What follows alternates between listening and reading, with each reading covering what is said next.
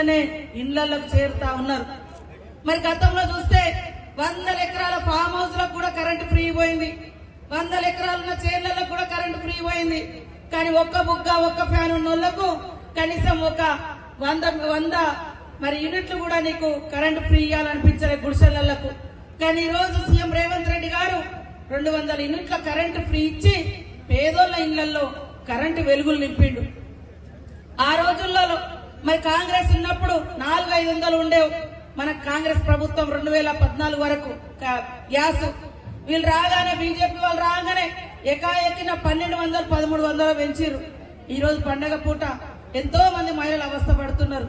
ఇలాంటి కష్టాలని చూసి 500కే గ్యాస్ సిలిండర్ ఇస్తున్నటువంటి ఘనత కాంగ్రెస్ ప్రభుత్వంది.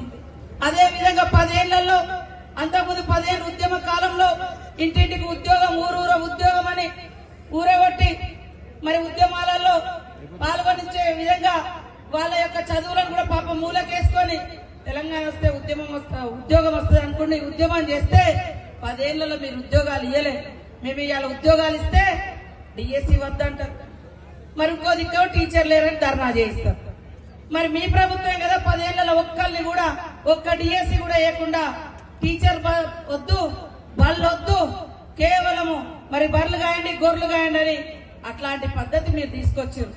కాబట్టి కాంగ్రెస్ పార్టీ భవిష్యత్తును దృష్టిలో పెట్టుకొని అది రైతులైనా విద్యార్థులైనా మహిళలైనా పేదలైనా ఇవాళ ఎక్కడ చూసినా ఇందిరమ్మ ఇండ్లే కనబడుతున్నాయి. రేపు కూడా మరి వేలాది లక్షలాది ఇళ్లు కట్టియాలని మన సీఎం రేవంత్ రెడ్డి గారు ఆలోచన చేసి ప్రణాళిక ప్రకటించడం జరిగింది. కాబట్టి కాంగ్రెస్ అంటేనే